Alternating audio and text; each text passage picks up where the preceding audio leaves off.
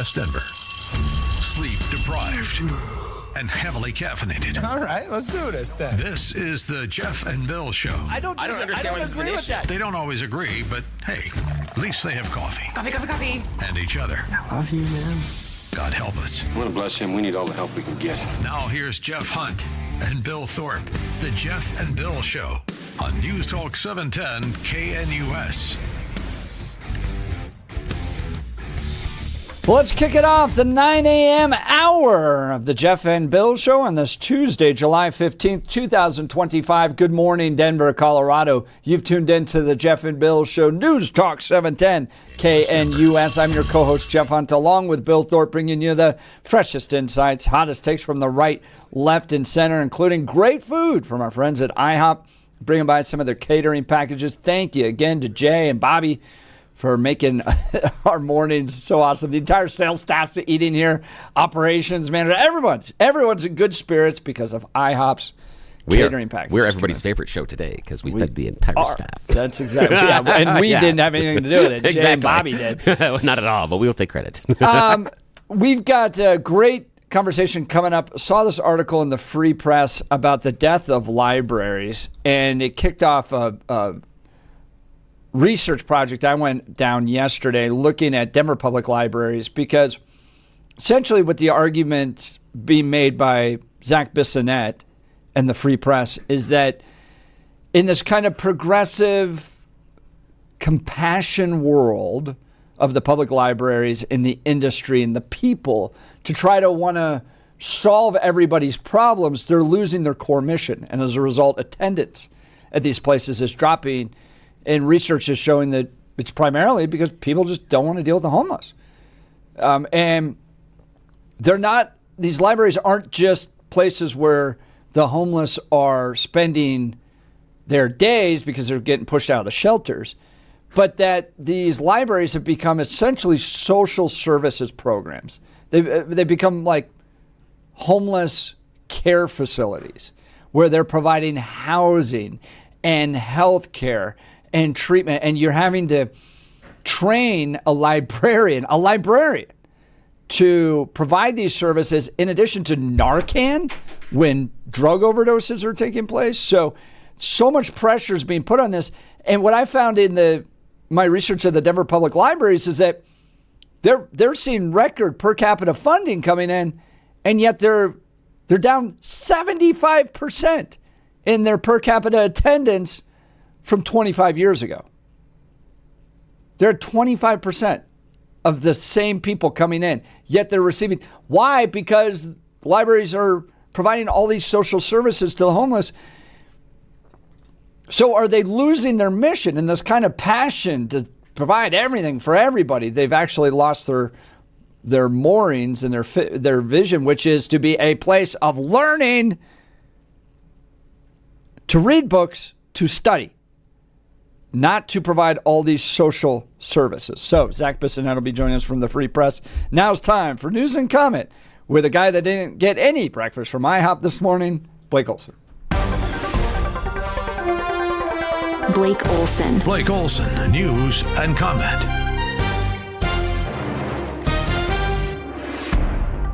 But it looks great.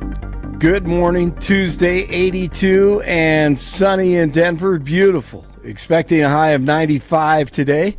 This portion of the news sponsored by Pastor Camp Heating and Air Conditioning at 303-777-1234 to learn more about special savings opportunities on Lennox equipment. Our top story: inflation is up to the highest level since February at 2.7%. June numbers out today from the Labor Department show the Consumer Price Index was up 0.3% from May. Treasury Secretary Scott Bessent. But I wouldn't put too much emphasis on one number. I think it's the trend, and I think one thing that Wall Street, a lot of economists, market in general got wrong early on was that tariffs were going to cause a substantial price level rise, which just hasn't happened. A new report says 47 called Ukrainian President Zelensky and encouraged him to ramp up strikes in Russian territory. The Financial Times reports DJT told Zelensky to carry out strikes deep into Russia and ask if they could hit Moscow with a long-range weapon the U.S. could provide, or weapons. The outlet said Trump spoke with Zelensky on Independence Day, and that was one day after speaking to Putin. Dirtbag terrorist Mohammed Solomon, accused of killing one person after his attack in Boulder that also injured more than a dozen people, has a hearing today. It'll determine whether the state has enough evidence to move forward against the Hamas supporter. Jurors in Arapahoe County ready to hear opening statements in the trial of Colorado dentist James Craig. Speaking of dirtbags, accused of poisoning and killing his wife, legal analyst Chris Decker. We're going to look for the defense to be arguing that this was a biased investigation. It is a circumstantial case with no direct evidence. Now, did you see what the lawyers did for the dentist? What did they do? Okay, so he has legal representation. Recently, one of the lawyers asked to be removed from the case. Yeah. Why? Unethical. No, he lit his own house on fire. Oh, yes. The lawyer did? Yes. Oh, no, yes. I didn't see that. Yes. One of the lawyers. Now, here's the fun part. Okay, the story gets better. Okay, this is only part of the plot point. Okay. Goodness. So the killer dentist. Okay, alleged killer dentist has some lawyers working for him. One of which lit his own house on fire and was sitting on the porch when the police and emergency vehicles arrived. So he has been asked to be removed from the case. However, do not despair. His wife is still representing the alleged killer dentist. His wife, yes, who lived in the house. His wife that he burnt down. Wow. I know. You couldn't write this. You couldn't put this in a sitcom. No, you can't. No. Absolutely. Yeah. And Wait a what's minute. wild about all this is this is the guy who worked on Stephen Tubbs' teeth. Oh, no, Yeah. he was my dentist. It was he your Billy's dentist? too. Dude, Billy okay, and stuff. he goes, he was my dentist, and here's the crazy part, okay? When the business launched, I wrote their advertising for the first few years. What? I have sat in meetings with the alleged killer dentist, and we have talked about ad copy. I wrote radio copy. I wrote print copy for them. So yes. do you think he did it, knowing him? I'm not on the jury. But let's just say, allegedly, I have my suspicions. I would, based on The dude was poking around in your mouth. based on other things that I saw going on in the business, I would not put it past him. The business had degraded to a point, and there were other things we won't get into today. But here, remember, this story that we have in Colorado, this is going to be a movie. It's going to be a movie because now, when you're 10 days, there were 10 days from the trial starting, and lawyer lights his own house on fire. Dude, that's in the movie. That's in the movie. How could you not make a movie? As soon as I saw house fire, I'm like, this is a movie. This is a movie. That's the closing scene, Yes, right? it is. Yes, right before trial. Yes, exactly. And he sits on the porch and waits for the emergency vehicles. That's great. Yeah, but it's okay. His wife is still representing the alleged killer thank dentist. God his wife is. I know. At least they're working out as a team. Okay, that's it. The Sorry. original So attorney, wild. the reason why this case has been taking on so long is the original defense attorney was like, Yeah, no. I don't can't want to do serve this. this guy because he's asking me to do things that are unethical. Yeah. Right. Exactly. That was just months ago. Yes. This dude. yeah. Wow. Oh yeah. Fun. God, so crazy. This is Well, going to be. You what heard was your- he's offered payment to jail inmates to go after the detective that wrote the original case. This is just Oh, yeah. So Billy, guy's gonna be a when movie. when you first heard the news, Billy, that he did this or allegedly, Yeah. where were you and what went through your mind? I don't remember where I was, but here's the stupid part. Yeah. What went through my mind is, I think I have a water bottle, Post-it notes, and sunglasses from that place still that has branding on it. I'm like, this has gotten interesting. Yeah, you need to keep those. Oh, hell yeah. I'm absolutely hanging on, especially the sunglasses. I'm hanging on to those. Wow. I was surprised, but okay, again, the last couple of years, there have been some signs internally in the business that you knew things were not going well. And the number one thing for me, especially in a dental hygienist office, is how the staff communicates with each other and turnover. That's one of the things that I always go into in those type of office scenarios, because if the backroom staff and the scheduling staff is working as a team, you've got a good house. But if they're not, you got problems. And if you're coming in every 6 months or to a year and you see 3/4 of the new staff, that house has got a problem. And that's what I was seeing. They had some long-term hygienists that all of a sudden were gone one year. And that was the first time, this is a couple of years before the alleged killing, that I went, something's off here. Something's off. This one woman would talk your ear off, but she was incredibly personable, and she was amazing at her attention to detail and her ability to function as a hygienist. And she was there for years and years and years. She was one of the originals. And when I showed up and her and one of the others weren't there, that was the first red flag for me that something's going sideways inside of this business. But I had no idea it was. We're trying to murder people. Yeah. Right, exactly. Yeah. Wasn't what I would have guessed, yeah. Unbelievable. By the way, hey, what do you like to do in your spare time? So, do you like the biggest pet peeve ever? Oh, yeah, all the time. Oh, my God, man. Thank God you're alive. The great John MacArthur, the California pastor who repeatedly defied communist California restrictions during the pandemic, he has passed away. I loved MacArthur. He was 86 and contracted pneumonia last week. Grace Community Church continued to hold indoor services even though large indoor gatherings were banned during the pandemic by commies in this country and in California. God bless MacArthur and his family.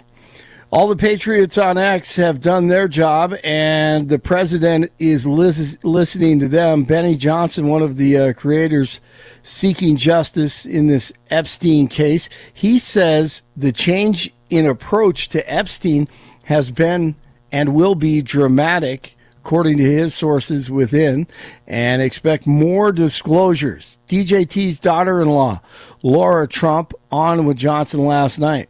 He hears all the noise and he hears all of the consternation out there. And I think he's going to want to set things right as well. So I believe that there will probably be more coming on this. And I believe anything that they are able to release that doesn't, damage any witnesses or anyone underage or anything like that, I believe they'll probably try to get out sooner rather than later because they hear it and they understand it. So hopefully we see that happen sooner than later. And I guess that would be my advice. But to everybody out there who's all worked up about it, there's no great plot to keep this information away that I'm aware of. I do just believe that maybe it's been slow rolled for reasons that hopefully we understand down the line. And I think we're probably going to get more transparency on it very soon.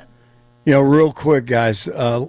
Yesterday, I'm going heading north on I-25, right at 58. Has this ever happened to either one of you? Since Jeff is talking about the libraries and homeless and everything.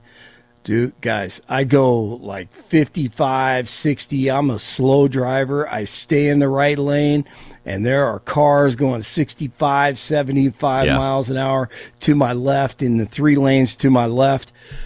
I almost hit a homeless man walking in between the lanes. He steps out in front of me.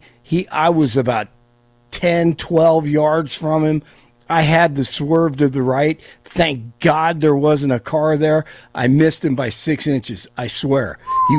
He had bare feet, no shoes on, dirty as all get out.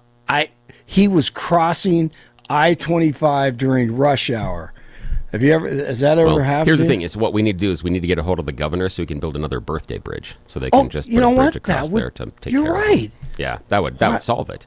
Big beautiful birthday bridge. Why did I not? Yeah, bingo. I haven't seen that, but what I have seen, obviously, it is the when you get to stop at the corners of the major intersections and then they start working the crowd.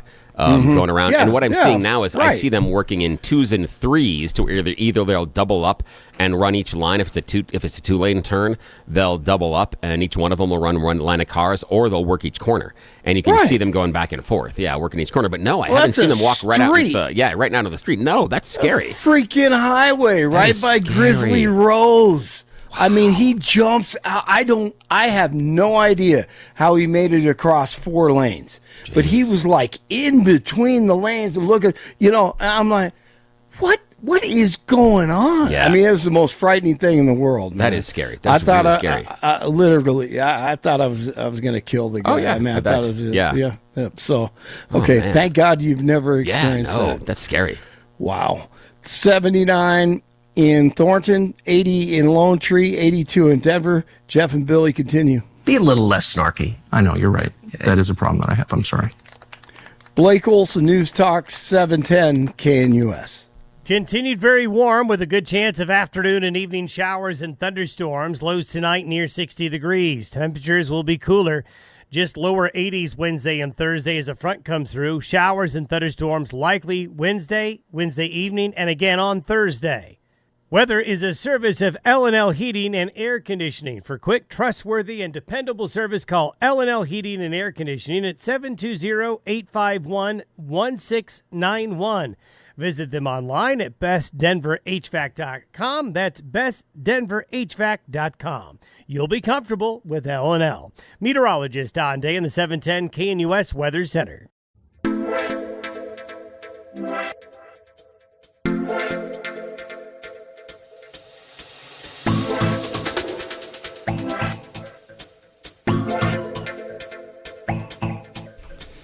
So one of my very favorite websites to go to for news and commentary right now is the Free Press. And this is put together by Bari Weiss. She came from the New York Times, and this is just a great website, thefp.com, the Free Press. And this article, The Death of the Public Library, struck a little bit of a chord with me because I love public libraries. I go to them to do work and study. I did this ever since I was in middle school. Just ride my bike to the library, and I loved being around all the books and then having a quiet place to study. But as this article points out, and I agree entirely with it, is that public libraries are in decline, not because of the internet, but because people are reading less, but because they've become de facto homeless shelters. And then this put me into kind of a research effort looking at Denver public libraries who are receiving record per capita funding from the state, yet are down per capita attendance by 75%. So what is the money going to? And what I found was that there's this entity that the libraries have created here in Denver that are essentially homeless care facilities. They're called community resource programs, and they provide specialized training for the homeless, substance abuse, mental health, and other life challenges. And the interactions are up big time there, while attendance at the libraries is going down. They provide rental assistance applications, landlord advocacy, housing applications. They're helping people apply for employment, for veterans benefits and services. They're providing connections to legal assistance support, Social Security, mental health, and substance misuse. And then they're training them to deal with Narcan and overdoses. So these libraries are essentially, and I want to remind people what the point of a library was. Originally, it was there to research and read books, a quiet place to educate yourself and to do research. And they've become homeless advocacy efforts. And the author of this article joins the Jeff and Bill Show, Zach Bissonette. Zach, thank you so much for taking time to join the Jeff and Bill Show. Good morning. Thank you for having me. This is great. It's a great intro, and I mean you summed it up quite well. And I loved your story about that you started going when you were in middle school. That was my experience too. And I think that one of the aspects of this that makes me depressed when you talk to sort of, there's a kind of elite liberal mindset about why it's good for it to be for the homeless. But that's a lot easier to say if you have somewhere else that's quiet to study, but there's a lot of low-income people who just want a nice place, and it has to be the library. Now it can't be. And you do a really good job of pointing out that there are two different approaches to the idea of libraries being places to help the homeless. You have one advocate who goes, yeah, absolutely, this is what we should be. He's the author of books like The Librarian's Guide to the Homeless, an empathy-driven approach to solving problems, preventing conflict, and serving everyone.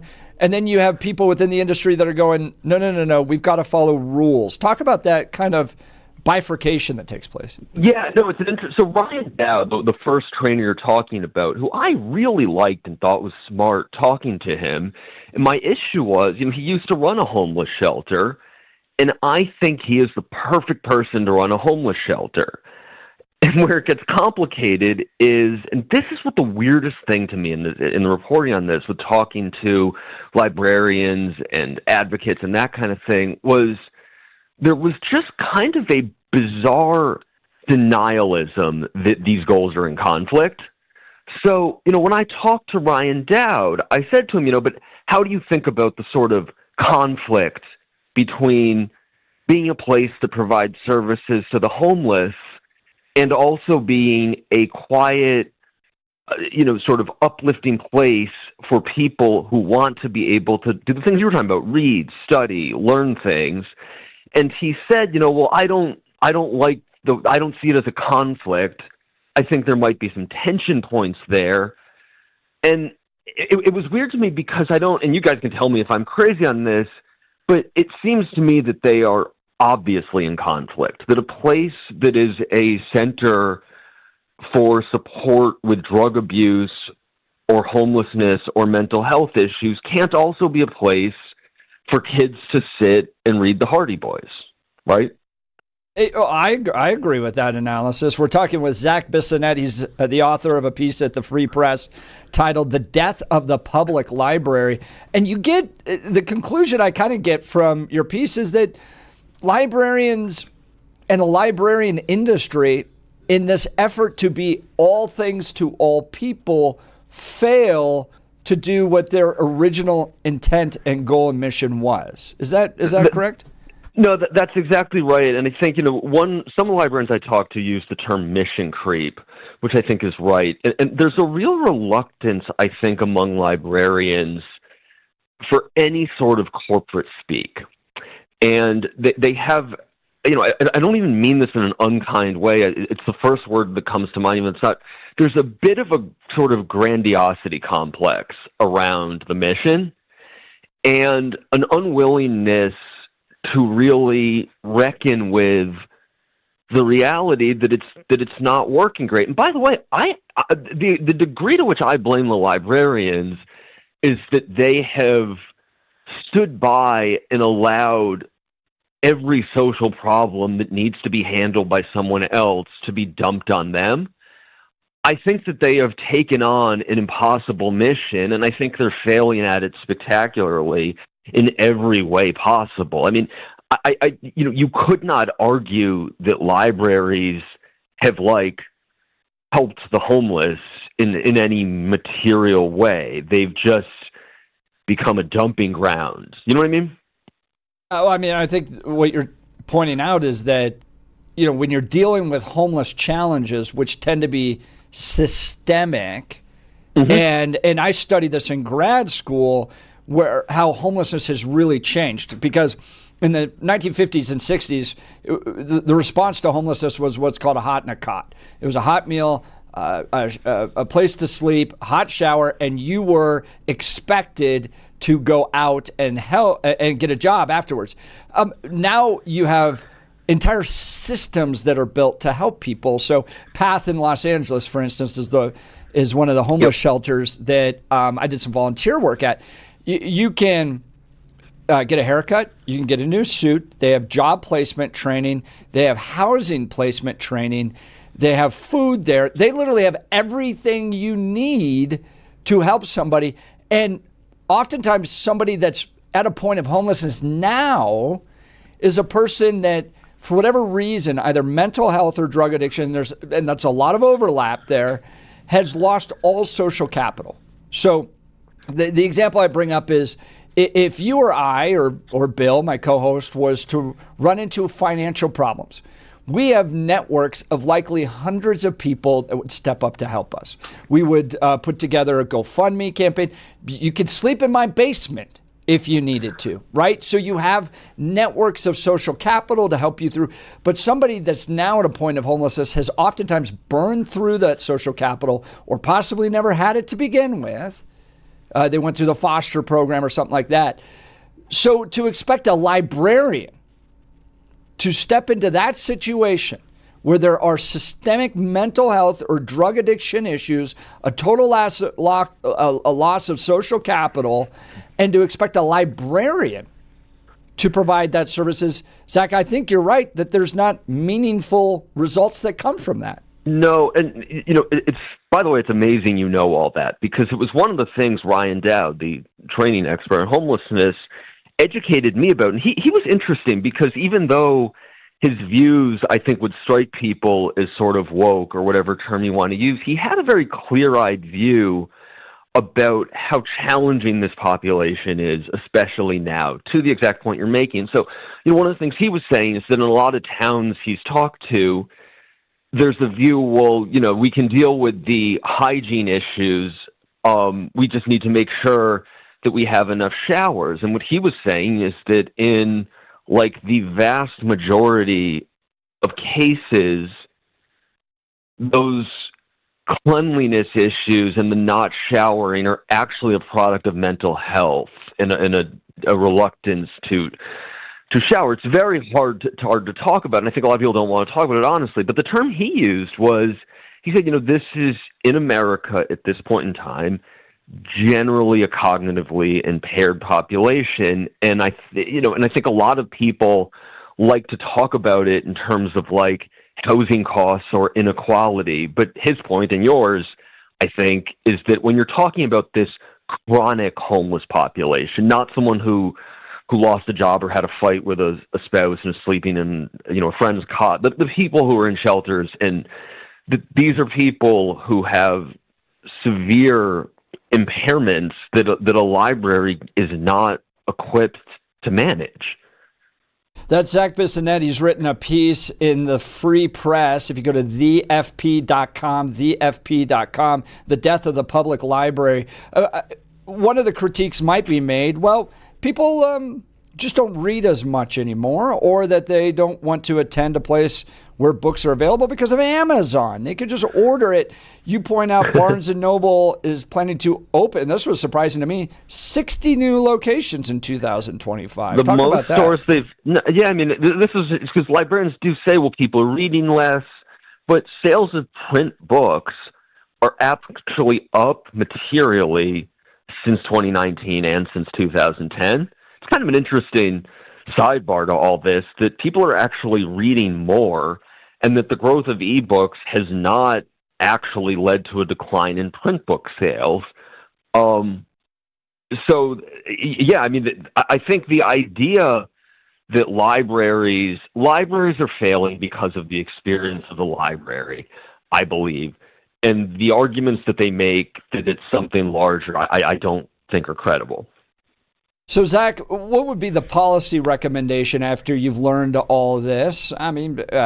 You mentioned that some libraries are trying to restrict bag size, for instance. What is a public library funded by taxpayer dollars to do? You can't ban people, I guess, if they are belligerent, you can, and you mentioned sometimes people get banned for 30 days, something like that. What becomes, in your mind, the recommended policy response? This is the hardest part of it. I think the first thing is the hubs for resources need to be in places other than in libraries. Right now, and I'm not familiar with Denver, but from what you're telling me, it isn't sort of incidental. It sounds to me like from your research, they have made a concerted effort to turn the public library into the sort of hub for homeless services management. And my view is they should just stop doing that. And then the individual behavioral issues, obviously, you have to deal with separately. But I think in a larger sense, the public has to decide what they want libraries to be. And if people decide that they sort of, look, we want to give this up and make this not a place to take your kids, not a place to get books, but a social services community institution, I think there's a reasonable argument from sort of a progressive lens to say, yeah, let's do that. And then other people can use Barnes & Noble or Amazon, and we're just going to sort of destroy the public library in its original function to turn it into this new thing. My issue is that was never voted on. That was never debated. That was just done, I think, over decades in this sort of naive, sort of messianic way where that is functionally what they have done and no one ever agreed to it.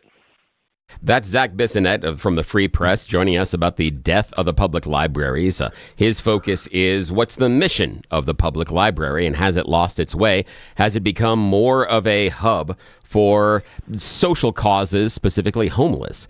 And I can see the argument for that because, again, if you're homeless and it's the middle of the winter here in Colorado and you have a choice to go to a shelter or you have a choice to go to a library, you're probably going to pick the library just based on what's there, the community, you still have access to resources. So that's the idea, Zach, is do you think we as a society should be honest about redefining what a public library is?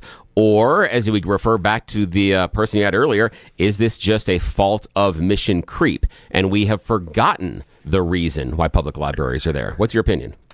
I think it's the mission creep issue because I think the evidence is overwhelming from sales of print books, from the growth of Barnes & Noble, that there is still public need for this really important institution for the public. The other thing I think is really is important on this is, and this is sort of more of a progressive critique of allowing this to happen, but it is bad for a town or a state to have large numbers of property owners feeling that they are not getting anything for their tax money.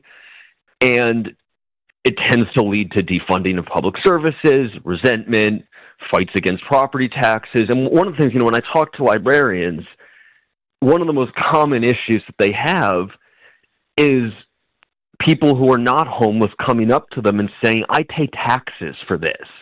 And I get that that's a little unkind and it kind of makes me scorn. By the way, I would never go say that to a librarian because it seems kind of obnoxious. But that sentiment is real and I think it's socially bad. And that's what I'm worried about. That's Zach Bissonette, the author of a piece in the Free Press about the death of public libraries. Go to thefp.com. It's a really great piece. Zach, talented writer. He's a New York Times bestseller, including the book, The Great Beanie Baby Bubble. Love to get him on that sometime. Zach, you're awesome. Really appreciate your time today. Thank you for joining the Jeff and Bill Show. And sorry about the Colorado Rockies, man. I don't have any advice. But just wanted to tell you. They're ridiculous. We're at a point now where I just have almost more respect for the Mumfords because the entire world criticizes them and they just don't care. Yeah. No, there's a performance aspect to it. Yeah. And let me tell you this, Zach Bissonette from the Free Press. I want to let you know now, my kids are a touch older now. My youngest being 16, going on 17. But when they were younger, and we would go out to the Rockies ballpark because, again, we've got decades of just sucking wind here in the Mile High City for the Rockies. They were convinced that that wasn't a baseball park. It was a food court where the entertainment was a baseball game going on. They were convinced that wasn't a baseball game. That was a food court that happened to provide you some side entertainment. Yes. They were shocked. And now it doesn't even provide side entertainment. Yeah, not at all. Not even close. Not even close. Unless you're a fan of the other team. Zach Bissonette, Yes, thank you so much. Appreciate the time Thanks, guys. today. All right, we got Pete Boyles coming up next. You're listening to The Jeff and Bill Show. This is Denver's Talk Leader. We're News Talk 710 KNUS.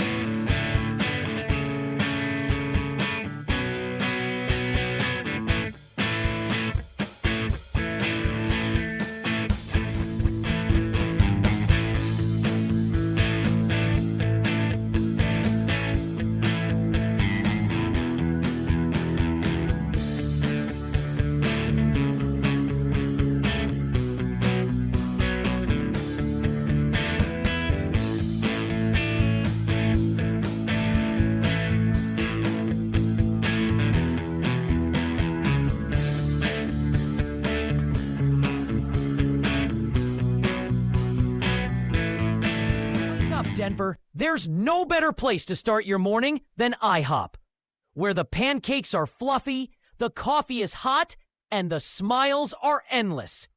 Wednesday, August 27th, join Jeff and Bill as they broadcast their show live from IHOP at 1595 South Colorado Boulevard in Denver. You're officially invited to be part of the excitement. Come grab your favorite breakfast and watch the Jeff and Bill Show in action from 6 to 10 a.m. Don't forget to try the special Jeff and Bill breakfast. Pancakes, any style eggs, and crispy bacon, all for just $7.10. It's a deal as good as their hot takes. All they need is you.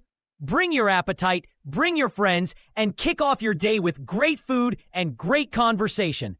See you Wednesday, August 27th at IHOP.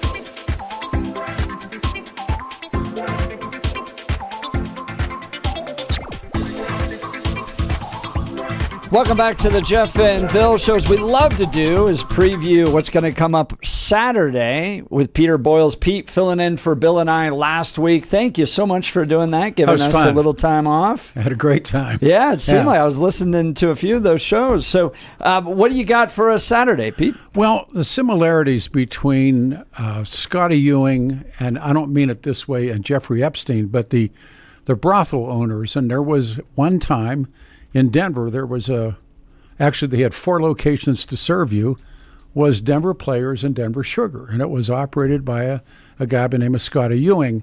But the client list, if you would call it that, and now we're talking about with Epstein, is there a list? Is there? And Alan Dershowitz says, of course there is. I've read it, and other people said they've seen the list. Well, in the case of Scotty Ewing, I know there was a list. And the strangeness of it is one afternoon, Scotty's house that I actually was in that house, I was taken there, that client list was stolen. And there's a police report, and these are things that I learned in the aftermath of all of this. They didn't steal diamonds or gold or, kinds of things you think a break-in would steal. They stole the list and his computer. And now I don't know who did it or why, but back to the day, and you were talking, it really was before your time. It was just when I first actually had Billy with me, but we were given one of the pages of the list, and it said Michael Hancock, City Council, and a phone number. So he was running for mayor, and his opponent was Chris Romer, Roy Romer's son. And so I said, no guts, no glory. We'll call the number live on the air. And we did, and the voice said, hi, it's Michael. Of course, it was him. And then the Denver Post went out of its way to cover up for, without a doubt, Chuck Plunkett did a horrible job in trying to cover up the role that Michael Hancock was playing in this. But I've always believed that it wasn't Michael Hancock. Here's this young African-American guy from City Council who won a mail-in ballot. If that had not been a mail-in election, Chris Romer may have won. But we, halfway through the week of mailing in, I think it was on a Thursday morning when we finally played the cut that we had. And by this time it's over. In a sidebar story, I was leaving the old, now it's iHeart building, and Chris Romer was on the floor waiting to go up and do the Mike Rosen show at 9 o'clock. And I should say the Romers weren't fans of mine because Patty Calhoun and I did that story about, and Tom Tancredo did the story about B.J. Thornberry, the Roy Romer's aide. So I didn't think, I saw him and, hey, Chris, and I said, don't throw away your yard signs, like you're still in the game. And end the story, Michael Hancock won. And then it really starts to come apart. Well, Scotty, who I got to know and actually liked, Scotty sold the business to a woman named Brenda Stewart. And Brenda Stewart then gets indicted with Players and Sugar. And neither one of them ever did time. And they charged Brenda with money laundering, witness intimidation. They charged her with all kinds of things. Scotty as well. But when it got down to it, I think Brenda did 6 months. Scotty did 6 months home detention. I think Brenda did even less or about the same amount. In other words, they weren't prosecuted. It's my old gimmick line that go to the dentist, and he says open wide, and then you put your hand inside his leg, and he says, what are you doing? He said, we're not going to hurt each other.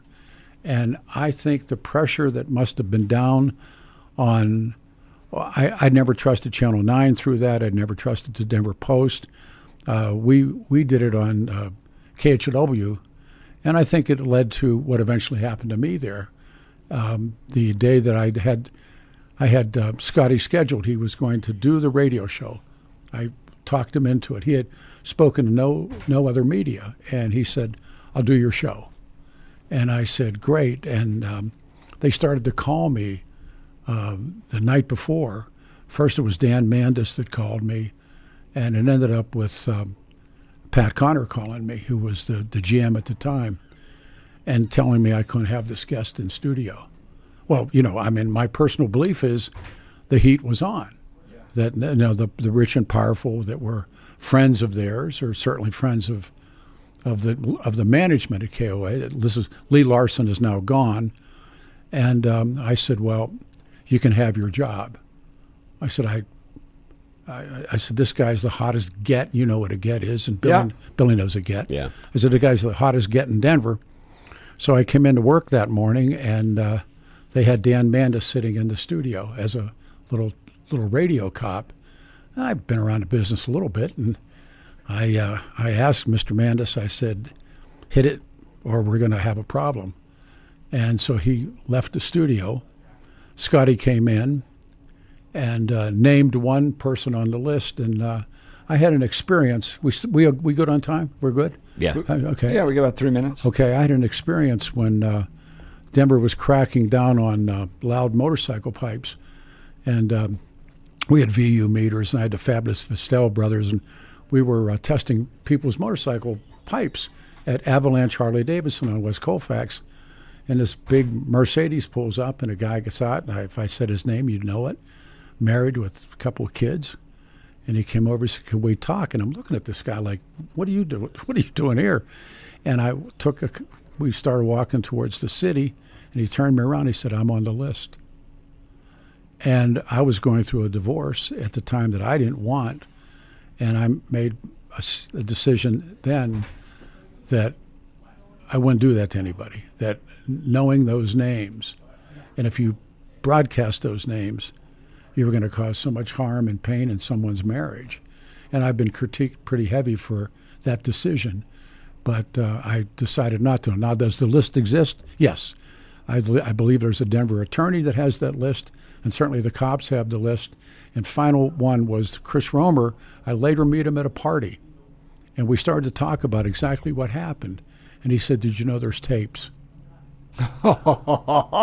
Which is really right on Jeffrey Epstein. So, dude, this Saturday, so that show is going to to be fire. We're going to do a Saturday, and the parallels. Although Epstein's such a horrible human, and what they did, and the rest of that stuff, but Denver, we went through it in Denver, and we'll name names of who tried to block it and stop it, but. This Saturday, 9 to 1, here 710 KNUS. You're not going to want to miss this one. Peter Boyles, thank you for previewing it. Well, thank you for letting me do the show last week. That was a kick. Oh, that was so cool. You did great. Good to be back. All right, we'll continue. You're listening to The Jeff and Bill Show. This is Denver's talk leader, News Talk 710 KNUS.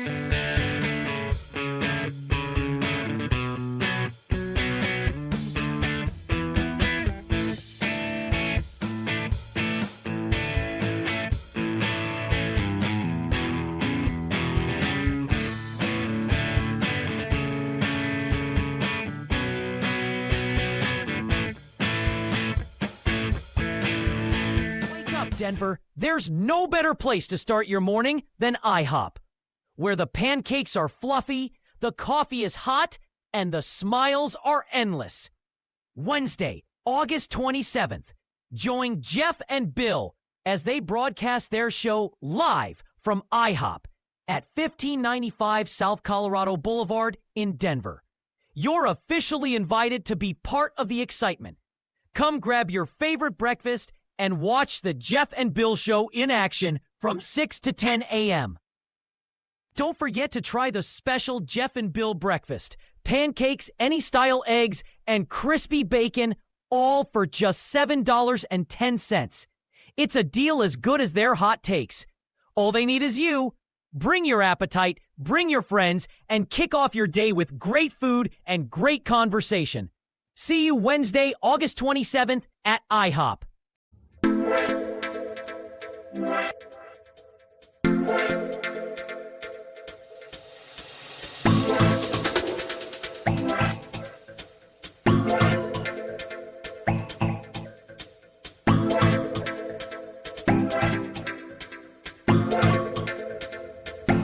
Welcome back to the Jeff and Bill Show. It's been an absolutely fantastic show. If you missed any of it, go to 710knus.com to download the podcast. Bill and I debating Trump, NATO, Ukraine, Putin, all that in the 6 o'clock hour, 7 o'clock hour. Rory O'Neill joined us with an NBC News national correspondent on drones and how the United States is responding to changing battlegrounds with the rise of drone warfare. Jay Birdsong, Bobby Hancock from IHOP dropped off some of their catering packages, so we got to enjoy that in the 8 o'clock hour. And then Zach Bissonette, Free Press, on the death of the public library. Plus, Pete Boyle's previewing what's going to be a wild show. Oh, and yeah, Pete and I were crazy. just talking about that before. And I say the same thing about the Epstein list, is you get these guys that are smart enough to build big industries, right? You have to be top level. Yeah. Intelligent to build these and then find yourself on lists with escorts. Like, really? Yeah. Really? Oh, yeah. And also the idea, or again, with the Epstein, the idea of why would you put it on a list? Because as Pete showed up, someone broke into the house, didn't take anything except the list. Man, I'm going to be tuning in Saturday. So Peter Boyle's always fun and entertaining. Again, go to 710knus.com to download the podcast. We'll continue. Charlie Kirk's up next. You're listening to The Jeff and Bill Show. This is 710 KNUS.